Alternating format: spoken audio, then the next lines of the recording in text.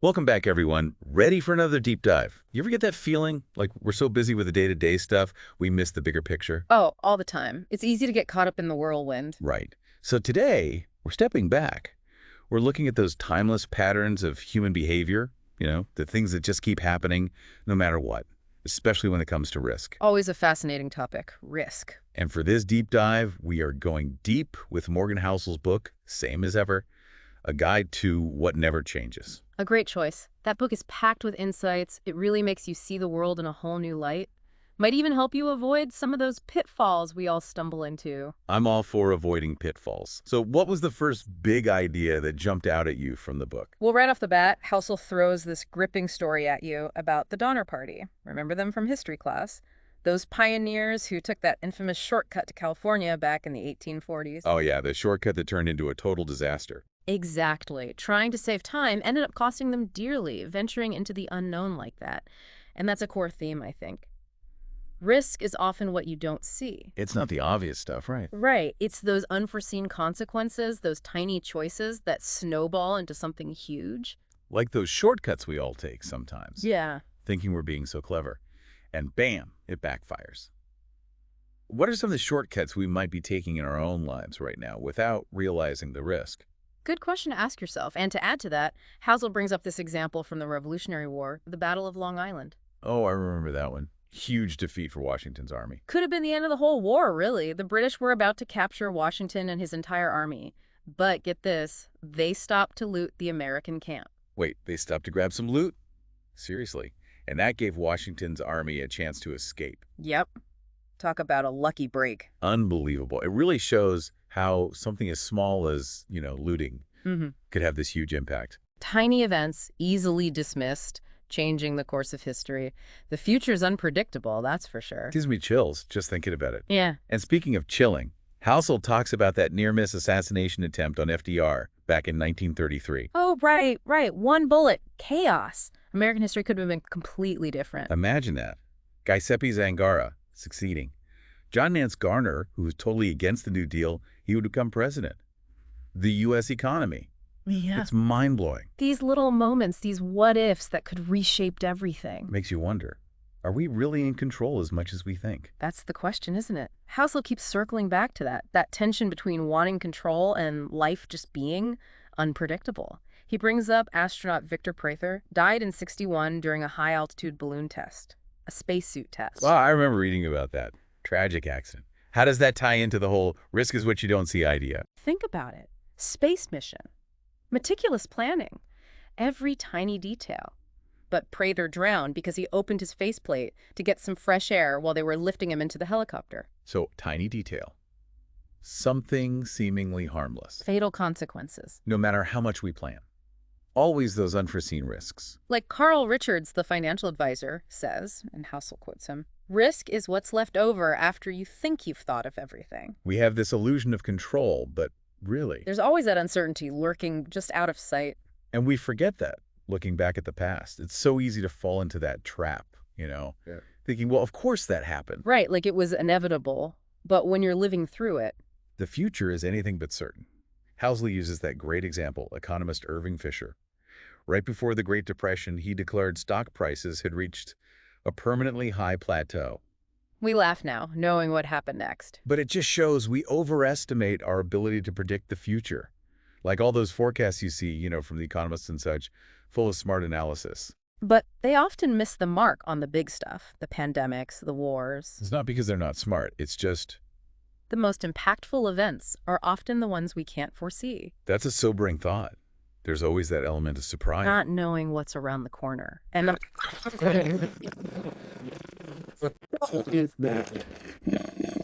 Speaking of change, I think this leads perfectly to expectations. We look back at certain times, with rose-colored glasses, like the 1950s, always portrayed as this golden age.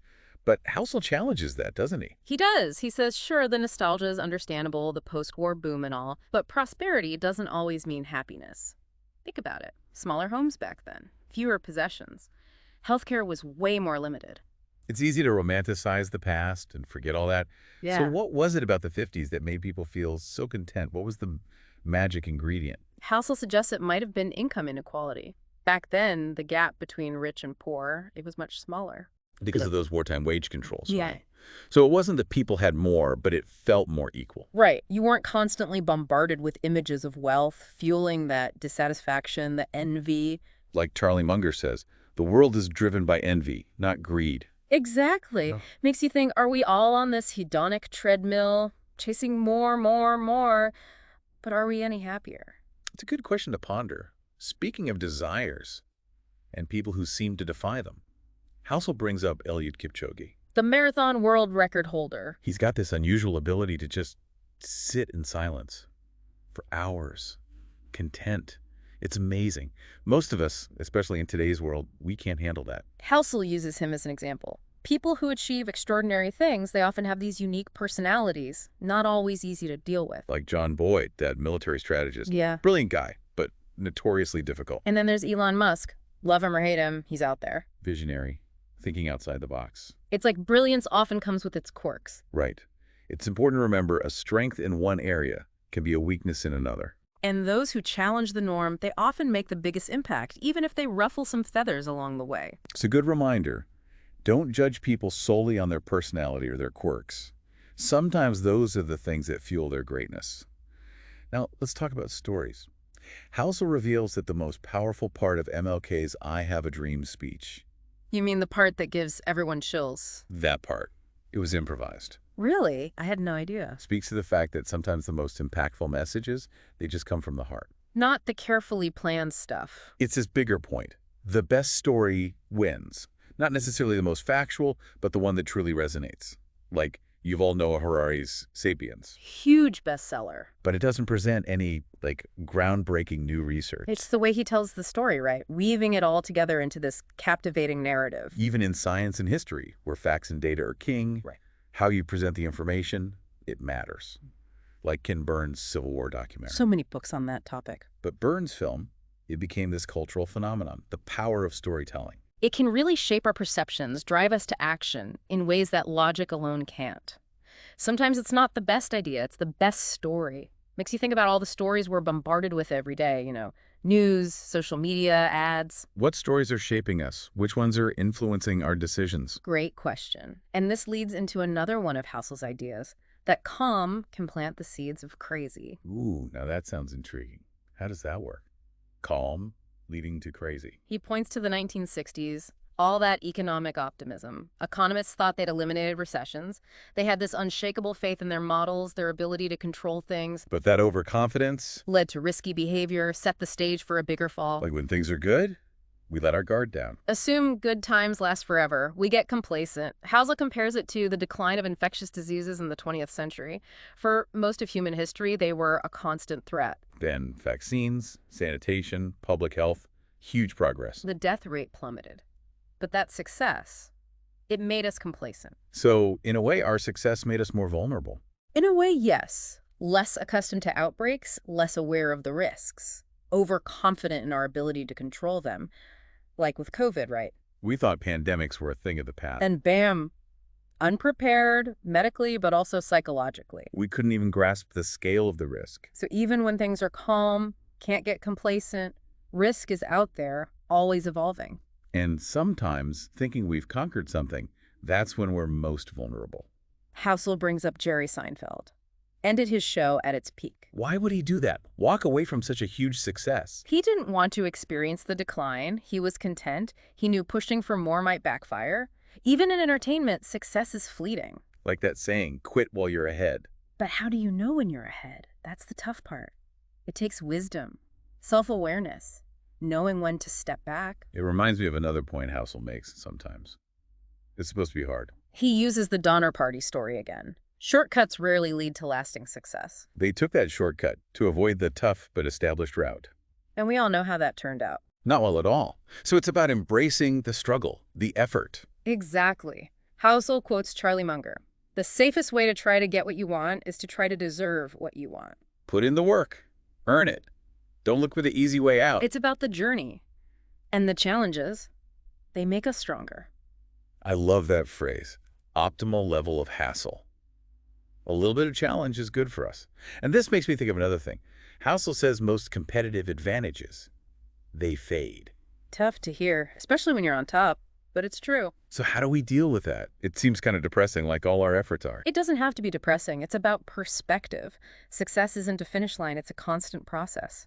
He starts by explaining Cope's rule from evolutionary biology. Cope's rule. Okay, tell me more. It says over time, animals tend to evolve to be bigger. Bigger, stronger. Makes sense. But size makes you vulnerable too. Bigger target, need more food, less agile, always a trade-off. So no permanent advantage, even in nature. Right.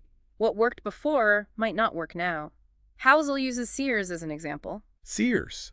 They were like the Amazon of their day. But they didn't adapt. They went bankrupt. It's like what got you here won't get you there. Exactly. One reason is success can make you complacent. When you're on top, it's easy to lose that hunger. You take things for granted. But the world keeps changing. Another reason is skills that work in one era might not work in the next. Technology changes. Tastes evolve. Competition gets fierce. So you have to keep adapting. Always evolving. Housel uses this cool analogy, Lee Van Valen's Red Queen hypothesis. The Red Queen hypothesis, I like the sound of that. It comes from Alice in Wonderland. The Red Queen says it takes all the running you can do to keep in the same place.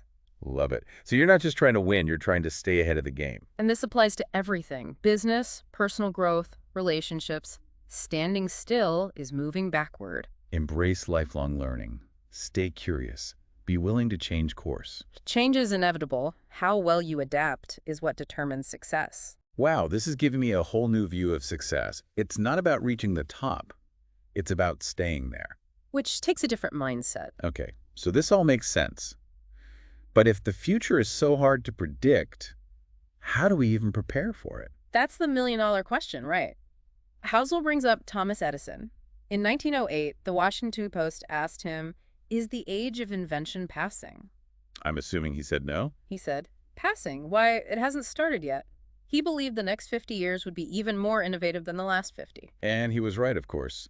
The 20th century was a boom. What was his logic? He said we underestimate the potential of small discoveries, like Faraday's experiments with copper discs, which led to the trolley car. Small innovations can have huge ripple effects. Like the butterfly effect, right? Right. One tiny change leading to something huge makes predicting the future almost impossible. Exactly. We can't see those connections, the unintended consequences. It's like predicting the weather months in advance. Too many variables. And we tend to project current trends in a straight line.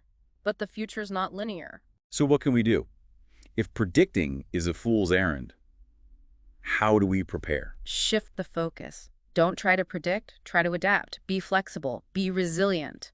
So, not a detailed roadmap, but a set of skills to navigate the unknown. Exactly. Be agile, resourceful, open to new possibilities. The future's not something that happens to us. We co-create it. Uncertainty is part of life. Your ability to adapt is what matters. Embrace the adventure. Now, one thing that stood out to me, in a world of social media, perfect online personas. Everyone curating their best self. Right. Perfect vacations, perfect kids, perfect meals. It's easy to forget that behind the scenes, it's not all sunshine and roses. It can make you feel inadequate. Housel reminds us, everyone, even those who have it all, they're struggling too. So easy to forget that. We're all human. We all have insecurities. Embrace the whole package. Perfection is an illusion. Be kind to yourself. Well said. Now, incentives. Housel says they're possibly the most powerful force in the world. They drive us to do amazing things and terrible things. Like that saying, follow the money. But it's more than just money, right? Oh, yeah. Social incentives. Political, emotional. They're the driving force behind our choices. And we're often not even aware of it. Think back to Jason Zweig and his 3 ways to be a writer. Lie to people who want to be lied to. Get rich. Tell them what they know. Earn a living. Tell them something they don't want to hear. Good luck. Something like that. Pretty much. It's cynical, but there's truth to it. We see it all the time. People bend the truth, manipulate, even lie to get ahead. And it's driven by incentives? Money, status, power. Housel uses the example of the rapper Notorious B.I.G. As a kid, he wanted to be an artist, but then he saw he could make real money selling drugs. Incentives overriding our values. It's a reminder that we all have to navigate those incentives. And sometimes they can lead us down the wrong path. So understand that incentives matter. They affect everyone. And if you want to understand why people do what they do, follow the incentives. It's a new way of looking at things and makes you think about the systems we've created. Are they encouraging ethical behavior or rewarding the opposite? Incentives have consequences. intended and unintended. Be mindful of how they're shaping your decisions and the decisions of those around you. Housel tells this story about the Heaven's Gate cult. They were convinced a spaceship was coming. They bought a powerful telescope to see it. And when they couldn't see it, They thought the telescope was broken. Their belief was so strong, nothing could shake it. we all have those blind spots, places where our beliefs cloud our judgment. It's scary to think we can be so easily swayed, even when the evidence says otherwise. Cultivate healthy skepticism. Question your assumptions. Be open to new information, even if it's uncomfortable. This is making me really think about how I process information. Stay curious. Be open to different viewpoints, even those I might disagree with. That's a healthy approach. Your understanding should be constantly evolving. Always be open to learning. Now, Housel argues that personal experience shapes our beliefs more than anything else. What we've lived through, it affects us more than abstract knowledge or data. He uses the example of Ivan Pavlov's dogs. Right. The ones conditioned to salivate at the bell. Years after the experiments, a flood swept through Pavlov's lab. Wait, a flood in the lab? Yeah. Terrified the dogs, they had to swim for their lives. And afterwards, their conditioned responses, they disappeared. Like the flood reset them. Wow. Even deeply ingrained behaviors erased by one powerful experience.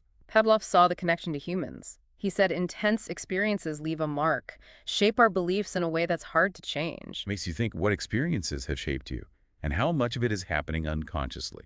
It's a fascinating question, and it connects to this idea of shared experience, how whole generations are shaped by what they've lived through. Housel talks about the Great Depression generation. They learned to be frugal, to distrust debt. It affected their financial decisions for their whole lives. And then, the generation after World War II, they had prosperity, optimism, totally different attitudes towards spending and risk. Each generation carries its own scars, its own set of experiences that shape its priorities. It explains those generational divides, right? It's not about judgment, it's about empathy. Our experiences, even those we share with millions of others, they shape how we see the world, how we interpret things, how we make decisions. And that brings us to the end of part 1 of our deep dive into Same as Ever. We've talked about risk, incentives, the impact of history, the power of a good story. It's been quite a ride, and there's more to come. We're back, digging deeper into Morgan Housel's Same as Ever. Before the break, we were talking about how much our experiences shape us. It makes those agree to disagree moments a bit more understandable. Definitely. It's not always about being stubborn, It's just our experiences wire us to see things a certain way. Housel has this great analogy. It's like asking someone, why don't you like this food? And they say because it tastes bad. Right. But taste is subjective based on their experience with that food. What one person loves, another hates. Same with ideas and beliefs. Exactly. So next time I'm in a debate, I'm going to try to remember that. Ask myself, what shaped their view? Might not change my mind, but at least I can understand better. That's the key. Empathy. Our perspectives are shaped by so many experiences, things we're not even aware of. Now, remember we talked about incentives, how powerful they are. Well, Housel takes it a step further. He says they can actually distort our perception of truth. That's a little scary. How does that work? How can incentives make us blind to reality? Remember that quote from Jason Zweig about the 3 ways to be a writer? Yeah, something about lying to get rich, telling people what they know to make a living, and telling them the truth and starving. Basically, he's saying the incentives, especially in fields where you're trying to persuade people, they push you towards distorting the truth. Because telling people what they want to hear, even if it's not true, that's more profitable than challenging their beliefs. Right. It's a bit unsettling, especially in this age of fake news. Makes you wonder about the systems we've built. If they're rewarding the wrong things, like the financial industry. Short-term gains, even if it means screwing things up in the long run. Yeah. It's not always about individuals being greedy. It's that the system itself encourages it. Complex problem, but important to be aware of. It makes you think, what skills do we need to navigate this world? How do we tell truth from fiction? See through the agendas. Become more critical thinkers. Question everything. Be wary of anything that sounds too good to be true, or anything that just confirms what you already believe. Housel tells a story about these economists in the 1960s who were convinced they'd figured out how to get rid of recessions. Oh yeah, they thought they had it all figured out. So confident. And then the 1970s happened. All hell broke loose. Pride before the fall. It's like, the more confident we are, the more likely we are to mess up. And it goes back to that calm breeds crazy idea. When things are good, it's easy to forget that things can change. What calm are we in right now that might be setting us up for trouble down the line? Makes you think. Exactly. It's a question we should all be asking ourselves. Where are we being complacent? Where are we too confident? What systems do we rely on that might be more fragile than we think? Stay humble. Be aware of your blind spots. Yeah. Never underestimate the power of the unexpected. The future is uncertain. The ability to adapt is everything. Now, this is interesting. Housel talks about how we see history through the lens of our own experiences. He brings up Pavlov's dogs again. The bell and the salivating. Yep. Years later, there was this huge flood in Pavlov's lab. A flood. I don't remember that part of the story. It's not as well known, but it's important. Because the flood, it totally messed up the dogs' conditioned responses. Yeah. After the flood, most of them didn't salivate at the bell anymore. The trauma, it basically reset them. So even ingrained behaviors, they can be changed by a single intense event. And Pavlov, he saw the connection to humans. He said, intense experiences, they stick with us. They shape us. Our experiences become a part of us, even if we're not aware of it. And this is why people who've been through similar things, wars, depressions, they often see the world in a similar way. Like you were saying before about generations carrying their own scar. Exactly. Think about the Great Depression generation. They were super frugal, didn't trust debt. The generation after World War II, total opposite. They were optimistic, spent freely. It's fascinating how these shared experiences create whole worldviews. It's about understanding that history isn't just facts in a book, it's alive in us. It shapes our perceptions, our value, even our biases. It's a thread connecting us to the past, influencing how we live in the present. And it's a reminder that even our most personal experiences are part of a bigger story. Now let's shift gears a bit. Housel talks about the importance of just showing up, of putting in the effort, even when you don't feel like it. So important, especially in today's world, where everyone wants instant gratification. But real success, it's not glamorous, it's about consistency. He uses Jerry Seinfeld as an example. Seinfeld, one of the most successful comedians ever, he always wrote his own jokes. He could have had a whole team of writers, but he didn't want it. It was harder that way, took more time. But that was his optimal level of hassle, right? Exactly. He knew that taking shortcuts would compromise his voice, his vision. To stay true to his craft, he had to show up every day and do the work. Success is less about talent, more about persistence, showing up consistently, even when you're not feeling it. It's about embracing the journey, the daily effort that adds up over time. And that applies to everything, business, relationships, personal goals. It's about embracing the challenge, the hard work. There are no shortcuts to real, lasting success. No magic formulas. Yeah. You got to show up, put in the work, trust the process. Such an important message. It's not about overnight success. It's about showing up every day. The journey is often the reward. And the challenges, they make us stronger. Speaking of challenges, Housel also talks about how most competitive advantages, they don't last forever. That's a tough one to swallow. We spend so much time trying to get ahead, but even the best eventually fall behind. Housel explains this concept from biology, Cope's rule. Cope's rule. It says, over time, animals tend to evolve to be bigger. Sounds good, right? Bigger, stronger. Yeah, what's wrong with that? Well, being big makes you a target. You need more food, more resources, you're less agile.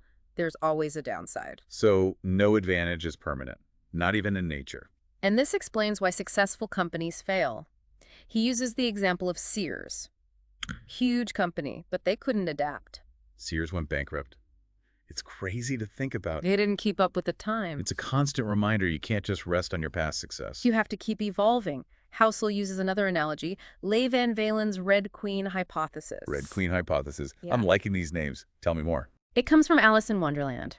The Red Queen says, it takes all the running you can do to keep in the same place. So you're not just competing to win, you're competing to stay in the game. Exactly. It's like running on a treadmill. Applies to everything, business, personal growth, even relationships. Stand still, and you fall behind. Never stop learning. Stay curious. Be ready to change direction. Stagnation is death. Your ability to embrace change, that's what makes you thrive. Okay, so we can't rest on our laurels. Yeah. What about the future? If it's so hard to predict, how do we even prepare for it? Good question. Housel tells the story about Thomas Edison. 1908, the Washington Post asks him, is the age of invention over? I bet he had a good answer to that. He did. He said, over. It hasn't even begun. He thought the next 50 years would be even more innovative than the last. And he was right. So what was his secret? How did he see that coming? He said we always underestimate the power of small discoveries, like Faraday and his copper discs, which led to the trolley car, one little thing leading to something huge. It's those unintended consequences again. Hard to see the connections. Like predicting the weather months in advance. Too complex. And we tend to think linearly, but the future isn't a straight line. Right. So instead of trying to predict the future, we should focus on being able to adapt to it. Exactly. Build resilience. Be open to the unknown. Not a roadmap, but a set of skills. Be agile. Be resourceful. The future isn't something that just happens. We create it. Embrace the uncertainty. That's where the magic happens. One thing that really stood out to me, in a world of social media, perfect online profiles. The highlight reel, right. Exactly. Perfect vacations, perfect kids. It's easy to forget. Behind the scenes, it's not always so perfect. Can make you feel bad about yourself. Housel reminds us, even those who seem to have it all, they have their struggles too. It's a good reminder. We're all human. No one's perfect. Be kind to yourself and to others. Now, incentives. Housel says they might be the most powerful force in the world. They drive us to do great things and terrible things. It's not just about money. It's about anything that motivates us. Social pressure, ambition, even fear. Remember those economists who thought they'd eliminated recessions? They were so sure of themselves, and then boom, everything went wrong. They were incentivized to believe they had it all figured out. It was good for their careers, good for their reputations. Sometimes the incentives are so strong, they blind us to the truth. Makes you wonder about all the other areas where that's happening, right? Politics, business, even our personal lives. What stories are we telling ourselves? What incentives are shaping our decisions, even without us realizing it? It's a lot to think about. It is, and it's not about blaming individuals. It's about understanding the systems that create those incentives. Sometimes the system itself is rigged. Now, remember when we talked about how experiences shape us? Housel takes that a step further. He says our experiences actually shape our perception of truth. Interesting. How so? Think about it. What you've experienced, it becomes your reality, even if it's not objectively true. Like, if you've always been treated fairly, you might believe the world is a fair place, even though we know that's not always the case. Right.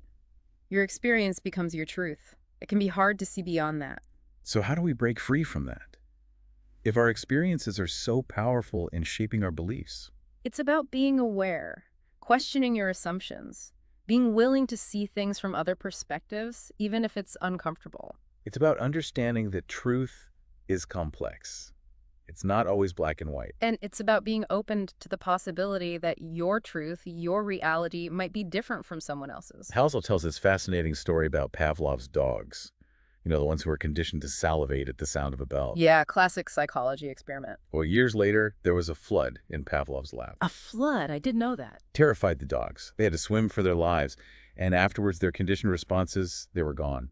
The flood wiped them out. So even deeply ingrained behaviors can be changed by a single powerful experience. Wow. That's incredible. Makes you think about the power of trauma, both good and bad. Pavlov realized this had implications for humans, too. He said that intense experiences, they can leave a mark, shape our beliefs, our behaviors, in ways we might not even realize. Like, if you have a traumatic experience with a certain type of dog, you might develop a fear of all dogs, even if most dogs are perfectly friendly. Right. And it's not just about individual experiences, it's about collective experiences, too. Think about the generation that lived through the Great Depression. They developed a deep sense of frugality, distrust of debt. It affected their financial decisions for their whole lives. Compared to the generation that came after World War II, they experienced prosperity, optimism, totally different outlook. Each generation carries its own baggage, its own set of experiences that shape its values and priorities. It's like those old sayings, once bitten, twice shy, or what doesn't kill you makes you stronger. Right. Our experiences, whether personal or collective, they shape who we are. And understanding that, it's the key to empathy, to understanding why people see the world the way they do. Now, let's talk about something that's often overlooked when we talk about success. It's not about talent or luck. It's about just showing up, consistently putting in the effort even when you don't feel like it. So important. In a world that's obsessed with overnight success, we forget that real success is based on hard work, on dedication. Housel talks about Jerry Seinfeld. one of the most successful comedians of all time. Yeah. But he never stopped writing his own material. He could have had teams of writers, but he insisted on doing it himself. It was harder that way. Yeah.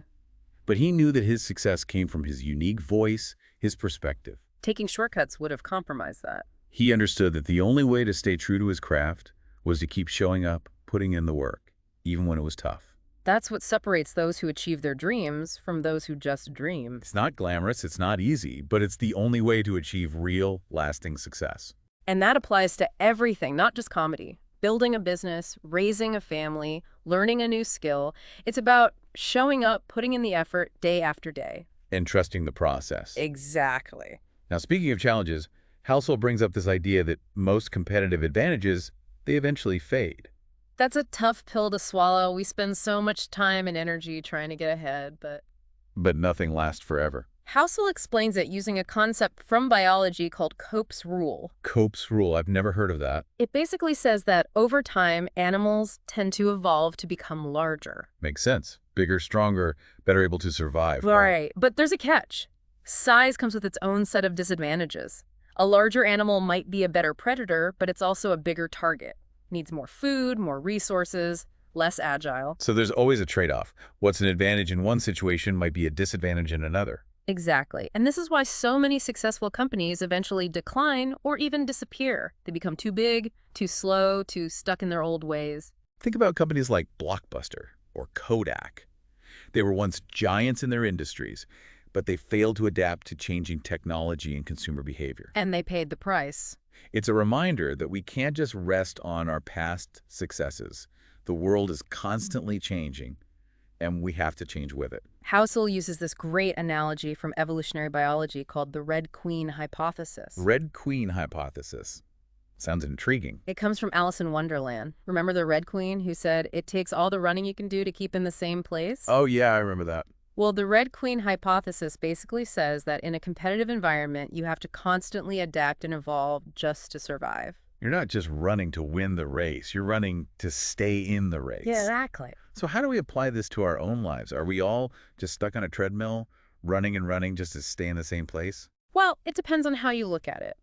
The Red Queen hypothesis is not about being pessimistic or fatalistic. It's about recognizing that the world is constantly changing. And if we want to thrive, we have to change with it. It's about embracing lifelong learning, about being curious, about always seeking out new information and experiences. And it's about being adaptable, being willing to change course, to let go of old ways of thinking and doing things that no longer serve us. So it's not just about running faster, it's about running smarter. Exactly. Now, speaking of the future, this whole conversation about change and adaptation makes me think about why it's so hard to predict what's going to happen next. If experts with all their data and fancy models can't get it right, what hope do the rest of us have? It's a question that has puzzled people for centuries. Housel explores this by sharing a story about Thomas Edison. Thomas Edison, the inventor of the light bulb. The one and only. Back in 1908, a reporter from the Washington Post asked Edison if he thought the age of invention was coming to an end. I'm guessing he didn't agree. You guessed right. Edison's response was classic. He said, "Passing. Why, it hasn't even started yet." He believed that the next 50 years would be even more innovative than the previous 50. And of course he was right. The 20th century was a period of incredible technological advancement. But how did he know? Edison believed that we often underestimate the power of small discoveries. He gave the example of Faraday's experiments with copper discs, which eventually led to the development of the trolley car. He saw how these seemingly insignificant breakthroughs could have ripple effects that lead to much bigger things down the line. So it's like planting a seed. You might not see the full potential of that seed for years, even decades. Exactly. But with time and the right conditions, it can grow into something remarkable. And that's why it's so hard to predict the future. Right? We can't always see those connections, those ripple effects. We can't see how one seemingly small discovery might lead to another, and another, ultimately creating something completely new and unexpected. It's like trying to predict the weather months in advance. Right. There are just too many variables. Too many things we can't even imagine yet. So how do we prepare for a future we can't predict? It feels a bit overwhelming, to be honest. I understand that feeling. It's easy to get caught up in trying to control the uncontrollable, but I think the key is to shift our focus. Instead of trying to predict the future, we should focus on building our capacity to adapt to whatever the future throws our way. So it's less about having a crystal ball and more about being flexible, resilient, open to new possibilities. Exactly. It's about recognizing that the future isn't something that just happens to us. We have a role to play in shaping it. We co-create the future through our choices, our actions, and our willingness to embrace the unknown.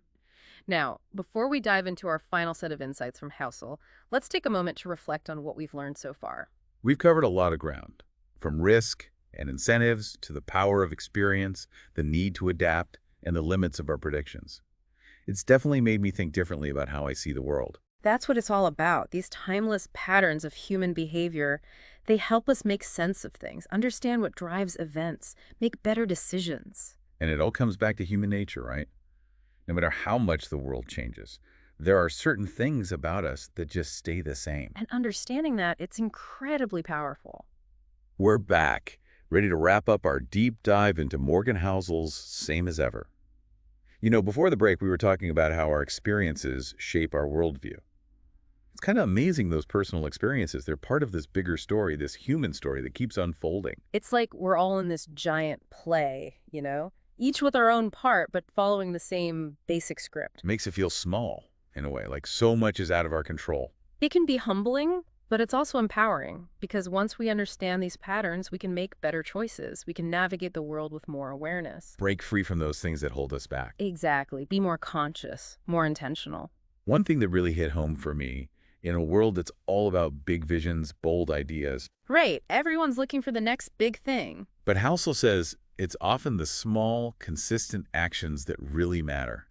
The daily grind. He calls it the fine line between rationality and irrationality. He talks about Annie Duke, the poker player. Oh, I've heard of her. She's written some great books on decision-making. Duke says, you got to acknowledge the role of luck in poker. Even the best players have losing streaks. The key is figuring out if you're losing because of bad luck or bad decisions. So you can learn from your mistakes. Exactly. It's about being honest with yourself, not letting short-term outcomes cloud your judgment. That applies to everything, not just poker.